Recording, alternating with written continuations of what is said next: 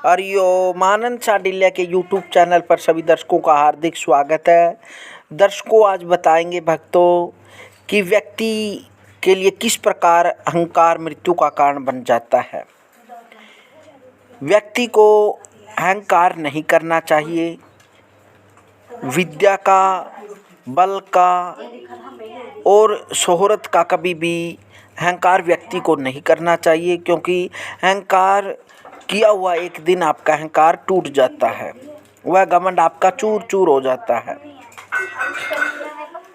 क्योंकि परमात्मा कहते हैं, मैं तरक्की और मान सम्मान का मौका सभी को देता हूँ। चाहे इस जगत के अंदर कोई भी जीव है, उसको एक बार में अच्छा और शुभता का मौका देता हूँ।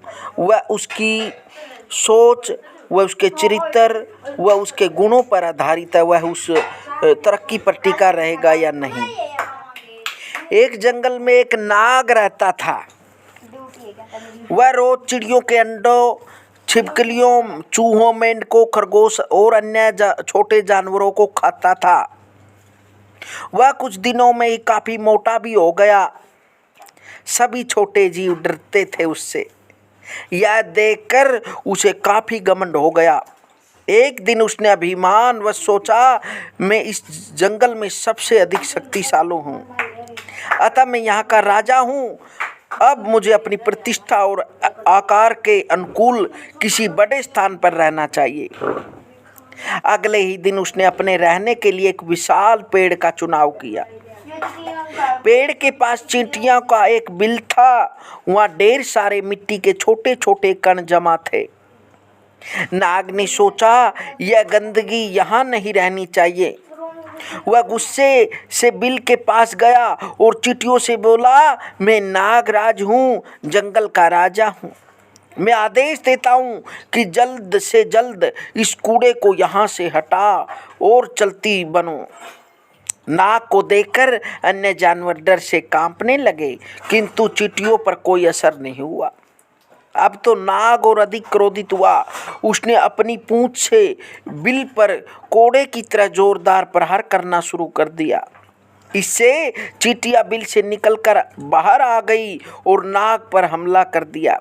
कुछ देर तक वह उसने मुक्ति पाने का प्रयत्न करता रहा, किंतु अंततः असंख्य चींटियों के काटने से उत्पन्न अत्यधिक वेदना से उसके प्राण निकल गए। हितोपदेश की इस कथा का अर्थ यह है कि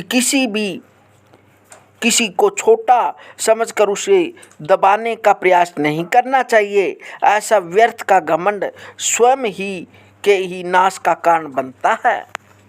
इसलिए व्यक्ति को विद्या, बल, शोहरत, गाड़ी, बंगलों आदि का अहंकार नहीं करना चाहिए, क्योंकि आपको क्या पता किस समय किस व्यक्ति से झुकना पड़ जाए। इसलिए आप छोटा बनिए। जितना छोटे बनेंगे उतना ही आप कुछ ज्ञान अर्जित करेंगे।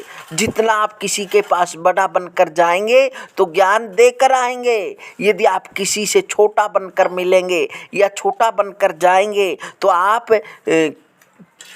कुछ ना कुछ उनके पास से ज्ञान अर्जित कर आएंगे।